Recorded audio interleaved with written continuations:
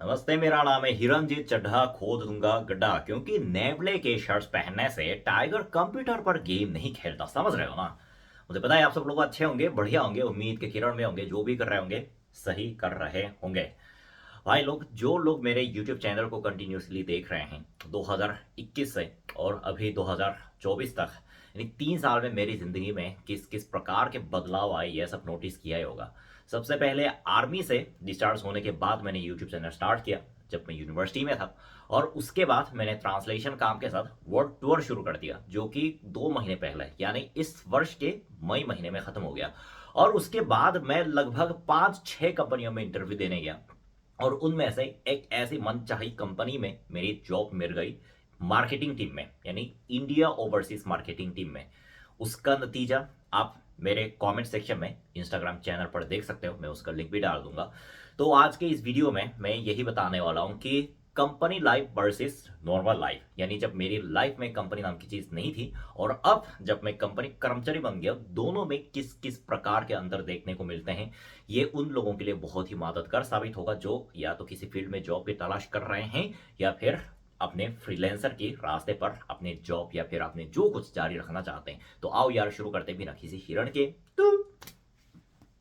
तो सबसे पहले, बिना कंपनी वाली लाइफ में आपको आजादी तो बहुत ज्यादा मिलेगी, लेकिन उसके बदले आपको स्थिरता गंवानी पड़ेगी, जिसको अंग्रेज में स्टेबिलिटी कहते हैं।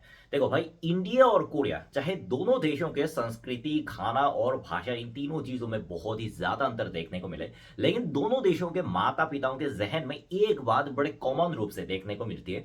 वो ये है कि दोनों देशों के माँ बाप बहुत ही भारी मात्रा में अपने बच्चों की स्थिरता को चाहते हैं। यानी वो चाहते हैं कि उनके बच्चों का फ्यूचर फिक्स हो। यानी इंडिया और कोरिया दोनों देशों में सरकारी ऑफिसर बनने का इतना पागलपन, इतना भूत क्यों सवार है? क्योंकि उसमें भले तुमको सैलरी थोड़ी कम मिले, लेकिन समाज की तरफ से तुमको इज्जत मिलती है। हालांकि कोरिया में वो तो नहीं मिलती, लेकिन समाज की तरफ से इज्जत तो दूर, लेकिन एटलीस्ट तुमको वहां पे स्टेबिलिटी जरूर मिलेगी। यानी अगर तुम जब तक उस पद पर कोई क्राइम नहीं करोगे, तब तक तुमको निकाला नहीं जाएगा बहुत ही कम सैलरी के साथ। ये स्टेबिलिटी कोरिया के और इंडिया के दोनों देशों के मम्मी पापा को इतनी ज्यादा पसंद आते हैं कि कई बार वो अपने बच्चों को जबरदस्ती फोर्स भी करते हैं कि बेटा तुमको सरकारी ऑफिसर बनना है, तुमको आईएएस वाईएएस बनना है। तो मैंने फ्रीलांसर के तौर पर अपने लगभग 2.5 साल बिताया। 2.5 साल बिताने के दौरान कई बार मुझे बहुत खुशी भी होती थी। यानी फ्रीलैंसिंग के काम में एक अच्छी बात यह है कि मेरे काम का कोई ऑफिस नहीं था। यानी चाहे मैं उज्बेकिस्तान के रेगिस्तान में रहूं, या फिर थाईलैंड के बैंकॉक में रहूं, या फिर स्पेन के किसी पर्वत में रहूं, नेपाल के किसी भी सिटी में रहूं, उनको कोई घंटा फर्क नहीं पड़ता, क्योंकि उनका ऑफिस ही नहीं। बस मैं जहां भी रहूं, कहीं पर भी रहूं, वाईफाई के साथ अपने काम का नतीजा उनको एक निश्चित तारीख से पहले सबमिट करना है। तो घूमते हुए आप काम कर सकते हो, जो कि बहुत अच्छी बात है। लेकिन उसका एक नकारात्मक ये भी पहलू है कि जब तक आप काम कर रहे हो, ये अस्थिरता हमेशा तुम्हारे मन में ये तुमको खाई जाती रहेगी कि भाई, अगर ये काम खत्म हो गया तो फिर मेरा क्या होगा। और फ्रीलैंसिंग के काम की खासियत तो ये होता है कि जब काम खत्म हो जाए और फिर अगली बार दूसरे काम को आने में कितना टाइम लगेगा, कितने दिन लगेंगे, महीने लगेंगे या साल लगेंगे, इस बात की कोई गारंटी नहीं। एक बार खत्म हो गया तो हो गया, अगली बार काम आए ना आए इसकी बात की कोई गारंटी नहीं है। जो बात मुझे अंदर ही अंदर खाई जा रही थी। और हाँ, अभी मैं अपने फ्रीलैंसिंग वाली लाइफ को, ट्रैवल वाली लाइफ को समाप्त करके अभी एक कॉर्पोरेट लाइफ, यानी जिसको ऑफिस वाले बाबू बोलते हैं, उसी लाइफ में घुस गया हूँ। उसमें यह होता है कि आपकी जिंदगी ना एकदम बहुत ही रूटीन के हिसाब से चलने लगती है। यानी 6 से 9 बजे तक, सॉरी, 9 से 6 बजे तक का ऑफिस टाइम रहता है। और फिर उसके लिए जाहिर सी बात है कि आपको सुबह एक निश्चित टाइम पर उठना तो पड़ेगा ही। जो लोग मुंबई में रहते हैं उन्होंने शायद ये बात तो अच्छे से महसूस की होगी। मेरे हालत भी कुछ ऐसा ही है कि मेरे कंपनी की जो जगह है वो अभी मेरे घर के लोकेशन से बहुत ही ज्यादा दूर है, जिसकी वजह से मेरे को हर सुबह 5 बजे उठना पड़ता है। 5 बजे। भाई, यूनिवर्सिटी के टाइम पे जब मैं फ्रीलैंसिंग का काम कर रहा था, तब मैं अपने लाइफ में चाहे 9 बजे उठूं, 10 बजे उठूं, या फिर कई बार तो 11-12 बजे उठ के काम करूं, और फिर रात को 3 बजे जब मेरे को नींद ना आए तब अपने लैपटॉप खोलकर काम करने बैठ जाऊं, तो कोई फर्क नहीं पड़ता था। लेकिन आपको जाहिर सी बात है कि ऑफिस के लाइफ में ऐसा कुछ है नहीं। आपको हर सुबह 5 बजे उठना होता है, 5:30 बजे नहाना होता है, और 6:30 बजे घर के सामने से निकलने वाली बस पकड़नी होती है, और हर सुबह 8:30 बजे कंपनी के दरवाजे पे पंचिंग करना होता है। उसके बाद कॉफी पियो एंड 9 बजे बैठ के काम शुरू। हाँ, 6 बजे तक। तो इस तरह की आपकी ज़िंदगी बहुत ही रूटीन के हिसाब से चलने लगती है। लेकिन कुछ लोग हैं जिनको रूटीन बहुत पसंद आता है, मेरी तरह। हाँ, सच कहूँ तो रूटीन के हिसाब से जीना मैंने आर्मी के टाइम में सीखा है। तो मुझे ऐसा लगा कि रूटीन के हिसाब से जीना सुनने में काफ़ी बोझिल लग सकता है।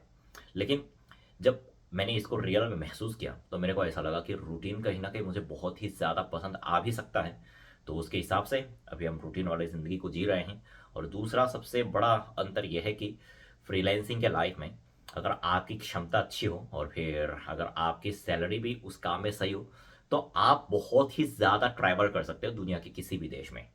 लेकिन कंपनी के लाइफ में जब तक ऑफिस की तरफ से कोई विदेश जाने का ऑर्डर नहीं आ जाता कि तुम्हारा इंडिया में काम है, इंडिया में जाओ, तब तक छुट्टी निकाल के विदेश जाना बहुत ही एक मुश्किल काम बन जाता है।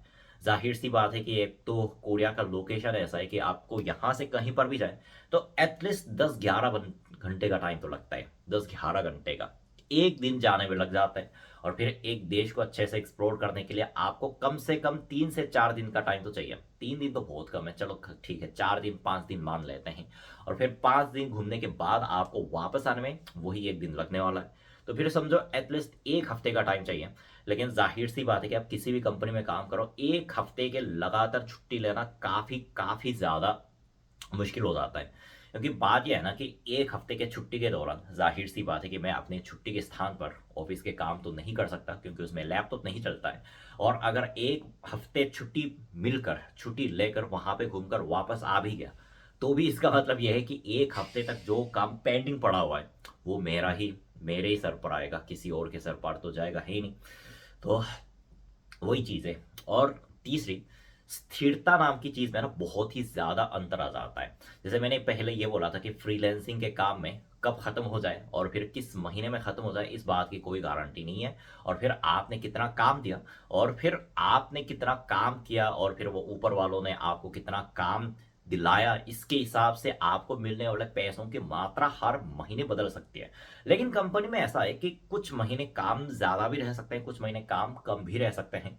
मैं दोनों चीज़ें, मतलब दोनों टाइम मैंने झेले हैं। यानी कभी काम बहुत ज़्यादा रहते हैं, कभी काम कुछ कम भी हो जाते हैं, टाइम के हिसाब से डिपेंड करता है। लेकिन आपके अकाउंट में जो एक निश्चित तारीख पर आने वाली सैलरी की राशि तो वही रहेगी। यानी चाहे काम ज़्यादा रहे, कम रहे, या फिर वो कुछ भी रहे, जब तक कंपनी हो तब तक आपकी सैलरी जिंदाबाद रहेगी और फिर उसमें वृद्धि के भी चांसेस बहुत ज़्यादा है, जो कि मुझे काफ़ी अच्छी लगती है। तो यही चीज़ है कि अगर आपको थोड़े आज़ादी, अस्थिरता में आज़ादी चाहिए तो फ्रीलांसिंग वाली लाइफ जो कि मैंने 2.5 साल तक जी है, वो आपके लिए काफ़ी उपयुक्त होगी।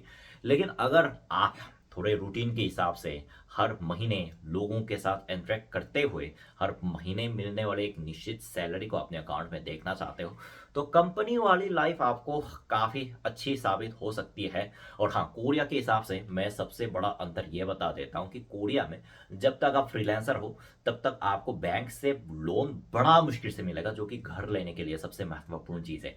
लेकिन जब आप किसी भी कंपनी में, मेरा मतलब किसी भी इन द सेंस किसी भी लिटरली कंपनी में, किसी भी कंपनी में कुछ महीनों से जॉब कर रहे हो, तब से आपको लोन बहुत ही ज़्यादा आसानी से उपलब्ध होगा, जिसके दम पर आप घर खरीद सकते हो। जिसकी वजह से अभी तक कोरिया में फ्रीलांसिंग लाइफ की तुलना में अभी कंपनी वाले यानी कॉर्पोरेट वाले लाइफ को काफ़ी ज़्यादा महत्व दिया जाता है। हाँ, तो बस यार, आज के वीडियो में इतना ही। उम्मीद करता हूँ आप लोगों को इस वीडियो के माध्यम से फ्रीलांसिंग लाइफ, कंपनी लाइफ दोनों के अंतर के बारे में जानने का मौका मिल गया होगा। मैं वापस आऊंगा और मजेदार वीडियो के साथ। तब तक क्या करना है, सावधान रहो, सुरक्षित रहो, सीख है को, सबक सबको। जय भारत, जय साउथ कोरिया।